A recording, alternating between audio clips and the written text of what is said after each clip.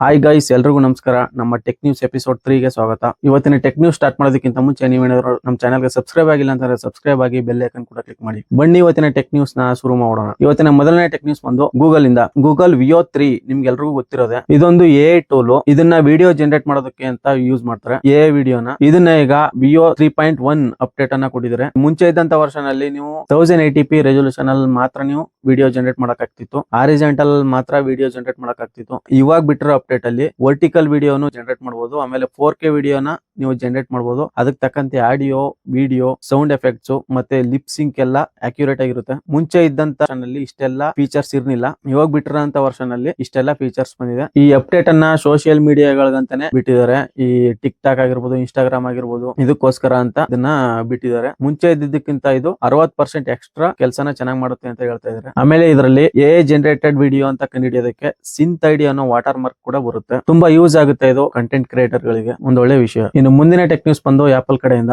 Apple ತನ್ನ creator studio bundle ಅನ್ನ ಜನವರಿ 13, 2026 unveil ಮಾಡಿದೆ. ಏನಪ್ಪಾ ಇದು ಆಪಲ್ ಕ್ರಿಯೇಟರ್ ಸ್ಟುಡಿಯೋ ಅಂತಂದ್ರೆ, ನೀವು ಅಡೋಬ್ ಕ್ರಿಯೇಟಿವ್ ಕ್ಲೌಡ್ ಕೇಳಿದಿರಲ್ವಾ? ಇದು ಕ್ರಿಯೇಟರ್ಸ್ ಅಂತಾನೆ ಬಿಟ್ಟಿರುವಂತ ಒಂದು ಆಪ್ಸ್ ಗಳ ಒಂದು ಬಂಡಲ್. ಇದರಲ್ಲಿ ಪ್ರೀಮಿಯರ್ ಪ್ರೋ ಆಗಿರ್ಬೋದು, ಫೋಟೋಶಾಪ್ ಆಗಿರ್ಬೋದು, ಆಮೇಲೆ ಆಫ್ಟರ್ ಎಫೆಕ್ಟ್ಸ್ ಆಗಿರ್ಬೋದು, ಎಲ್ಲ ಒಂದೇ ಕಡೆ ಸಿಗುತ್ತೆ. ಅದೇ ರೀತಿ ಆಪಲ್ ಕಡೆಯವರು ಈ ಒಂದು ಬಂಡಲ್ ಅನ್ನ ಲಾಂಚ್ ಮಾಡಿದ್ದಾರೆ. ಇದರಲ್ಲಿ ನಿಮ್ಗೆ final cut pro, motion, compressor ಮತ್ತೆ ಆಡಿಯೋಗಾಗಿ ಲಾಜಿಕ್ ಪ್ರೋ, ಮೇನ್ ಸ್ಟೇಜ್, ಈ ತರ ಒಂದಷ್ಟು ಆಪ್ಸ್ ಗಳನ್ನ ಬಂಡಲ್ ಆಗಿ ಕೊಡ್ತಾ ಇದೆ. ಇದರ ಲಾಂಚಿಂಗ್ ಡೇಟ್ ಬಂದು 28 ಜನವರಿ. ನೆಕ್ಸ್ಟ್ ಇದ್ರ ಪ್ರೈಸಿಂಗ್ ನೋಡೋದಾದ್ರೆ ಇಂಡಿಯಾದಲ್ಲಿ 399 ರೂಪಾಯಿ ಪರ್ ಮಂತ್, ವರ್ಷಕ್ಕೆ 3999 ರೂಪಾಯಿ ಇಂಡಿಯಾದಲ್ಲಿ. ಇನ್ನು US ಅಲ್ಲಿ ನೋಡೋದಾದ್ರೆ $12.99 ಪರ್ ಮಂತ್ ಗೆ. ಇಯರ್ಲಿ ನೋಡೋದಾದ್ರೆ $129 ಅನ್ನ ಇವರು ರೇಟ್ ಫಿಕ್ಸ್ ಮಾಡಿದ್ದಾರೆ. ಮೊದಲು ಇದನ್ನೆಲ್ಲ ಈ ಆಪ್ಸ್ ಏನೇನು ಹೇಳಿದೆ ನಾನು, ಇದನ್ನೆಲ್ಲ ಇಂಡಿವಿಜುವಲ್ ಆಗಿ ಪರ್ಚೇಸ್ ಮಾಡಬೇಕಿತ್ತು. ಇವಾಗ ಬಂಡಲ್ ಆಗಿ ಕೊಡ್ತಾ ಇದಾರೆ. ಕ್ರಿಯೇಟರ್ ಗಳಿಗೆ ತುಂಬಾ ಯೂಸ್ ಆಗುತ್ತೆ. ಇದನ್ನ ಒನ್ ಟೈಮ್ ಪರ್ಚೇಸ್ ಕೂಡ ನೀವು ಮಾಡಬಹುದು. ಅಬ್ಸಲ್ಯೂಟ್ಲಿ ಸ್ಟೂಡೆಂಟ್ ಆಫರ್ ಕೂಡ ಇದೆ, ನೀವು ಚೆಕ್ ಮಾಡಬಹುದು. ಇನ್ನು ಮುಂದಿನ ಟೆಕ್ ನ್ಯೂಸ್ ಬಂದು, ನಮ್ಮ ಭಾರತ ರಷ್ಯಾದಿಂದ ಆಯಿಲ್ ಪರ್ಚೇಸಿಂಗ್ ಮಾಡೋದ್ರಲ್ಲಿ 2ನೇ ಸ್ಥಾನದಲ್ಲಿತ್ತು. ಇವಾಗ 3ನೇ ಸ್ಥಾನಕ್ಕೆ ಇಳಿದಿದೆ. 2ನೇ ಸ್ಥಾನಕ್ಕೆ ಟರ್ಕಿ ಹೋಗಿದೆ. ಆಬ್ವಿಯಸ್ಲಿ ಚೈನಾ 1ನೇ ಸ್ಥಾನದಲ್ಲಿದೆ. ಯಾಕಪ್ಪ ಈ ರೀತಿ ಆಯ್ತು ಅಂತಂದ್ರೆ, ಹೋದ ವರ್ಷದಿಂದ ನಮ್ಮ ಇಂಡಿಯನ್ ಕಂಪನೀಸ್ ಆದಂತ ರಿಲಯನ್ಸ್ ಇಂಡಸ್ಟ್ರೀಸ್ ಮತ್ತೆ ಗವರ್ಮೆಂಟ್ ಕಂಪನಿಗಳು ಆಯಿಲ್ ಪರ್ಚೇಸಿಂಗ್ ನ ಕಟ್ ಆಫ್ ಮಾಡಿದ್ದಾರೆ. ಯಾಕಂತಂದ್ರೆ ಮುಂಚೆ ಇದ್ದಂತ ಡಿಸ್ಕೌಂಟ್ ರೇಟ್ಗೂ ಈಗಿರೋಂತ ಡಿಸ್ಕೌಂಟ್ ರೇಟ್ಗೂ ತುಂಬಾ ವ್ಯತ್ಯಾಸ ಇದೆ. ಮುಂಚೆ ಇದ್ದಂತ ಡಿಸ್ಕೌಂಟ್ ರೇಟ್ ಒಂದು ಬ್ಯಾರಲ್ ಗೆ $30 ರಿಂದ $40 ವರೆಗೆ ಇತ್ತು. ಆದ್ರೆ ಇವಾಗ ಕೇವಲ $4 ಗೆ ಇಳಿದಿದೆ. ಇದರಿಂದ ತುಂಬಾ ಕಾಸ್ಟ್ಲಿ ಆಗೈತೆ. ಆಮೇಲೆ ಒಂದೇ ದೇಶದ ಮೇಲೆ ಡಿಪೆಂಡ್ ಆಗೋದು ಬೇಡ ಅಂತ ಬೇರೆ ಬೇರೆ ದೇಶಗಳಿಂದ ಅಂತಂದ್ರೆ ಅಮೆರಿಕ, ಸೌದಿ, ಇರಾಕ್ ಇಲ್ಲಿಂದ ಇಂಪೋರ್ಟ್ ಮಾಡ್ತಾ ಇದೆ. ಇನ್ನು ಮುಂದಿನ ಟೆಕ್ ನ್ಯೂಸ್ ಬಂದು ಇಸ್ರೋದಿಂದ. ಇಸ್ರೋದ PSLV ರಾಕೆಟ್ ಸತತ 2ನೇ ಬಾರಿ ಫೇಲ್ಯೂರ್ ಆಗಿದೆ. ಶ್ರೀಹರಿಕೋಟದಿಂದ ಜನವರಿ 12ನೇ ತಾರೀಕು ಇದನ್ನ ಲಾಂಚ್ ಮಾಡಲಾಯಿತು. ಆದ್ರೆ ಫೇಲ್ ಆಗಿ ಹಿಂದೂ ಮಹಾಸಾಗರದಲ್ಲಿ ಹೋಗಿ ಬಿದ್ದಿದೆ. 90% ಸಕ್ಸಸ್ ರೇಟ್ ಅನ್ನ ಹೊಂದಿರುವಂತ ರಾಕೆಟ್.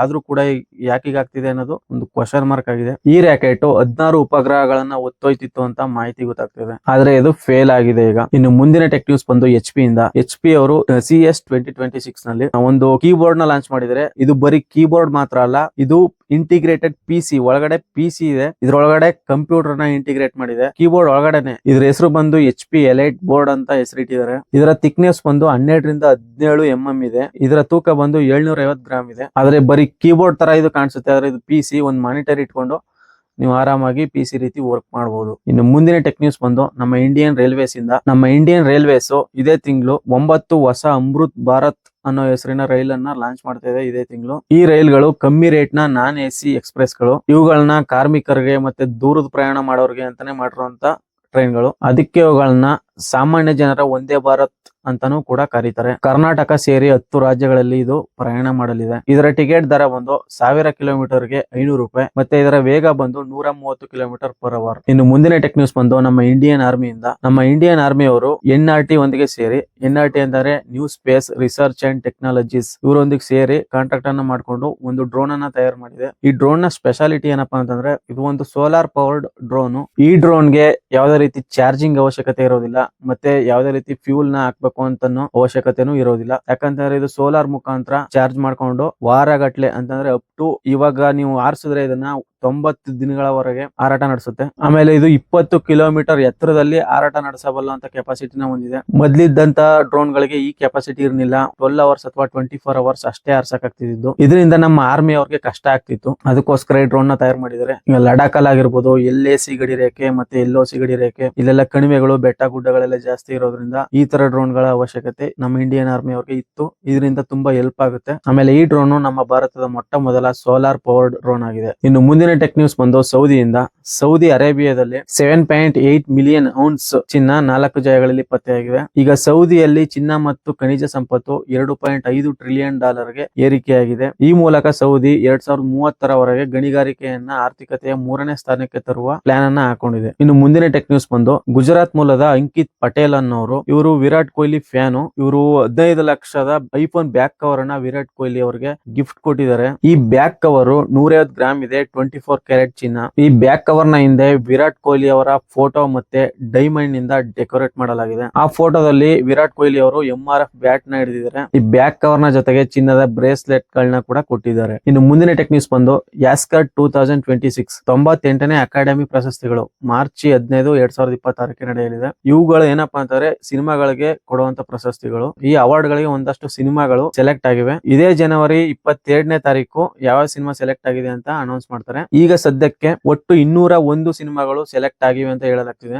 ಅವುಗಳಲ್ಲಿ ನಮ್ಮ ಭಾರತದ 5 ಚಿತ್ರಗಳು ಸೆಲೆಕ್ಟ್ ಆಗಿವೆ. ಅದರಲ್ಲಿ ನಮ್ಮ ಕಾಂತಾರ ಚಾಪ್ಟರ್ 1 ಕೂಡ ಒಂದು. ನಮ್ಮ ಕನ್ನಡದ ಸಿನಿಮಾ ಕೂಡ ಸೆಲೆಕ್ಟ್ ಆಗಿದೆ. ನಮ್ಮ ಕನ್ನಡ ಇಂಡಸ್ಟ್ರಿಯಿಂದ ಬಂದಂತ ಒಂದು ಒಳ್ಳೆ ಸಿನಿಮಾ ಇದು ಕಾಂತಾರ. ನಿಮ್ಮೆಲ್ರಿಗೂ ಗೊತ್ತು, ಒಂದು ಬಿಗ್ ಸಕ್ಸಸ್ ಅನ್ನ ಕಂಡಂತ ಒಂದು ಸಿನಿಮಾ. ಯಾವುದೇ ರೀತಿ ಅವಾರ್ಡ್ ಬರ್ಲಿ ಬಿಡ್ಲಿ, ಒಂದ್ ಒಳ್ಳೆ ಹೆಸರನ್ನ ಇದು ಗಳಿಸ್ತು ಅಂತಾನೆ ಹೇಳ್ಬೋದು. ಇದಿಷ್ಟು ಗೈಸ್ ಇವತ್ತಿನ ಟೆಕ್ ನ್ಯೂಸ್. ಈ ವಿಡಿಯೋ ಏನಾದ್ರು ಇನ್ಫಾರ್ಮೇಟಿವ್ ಆಗಿತ್ತು ಅಂತಂದ್ರೆ ಒಂದು ಲೈಕ್ ಮಾಡಿ, ಶೇರ್ ಮಾಡಿ, ಸಬ್ಸ್ಕ್ರೈಬ್ ಆಗೋದನ್ನು ಮಾತ್ರ ಮರಿಬೇಡಿ. ಸಿಗೋಣ ನೆಕ್ಸ್ಟ್ ವಿಡಿಯೋದಲ್ಲಿ. ನಮಸ್ಕಾರ.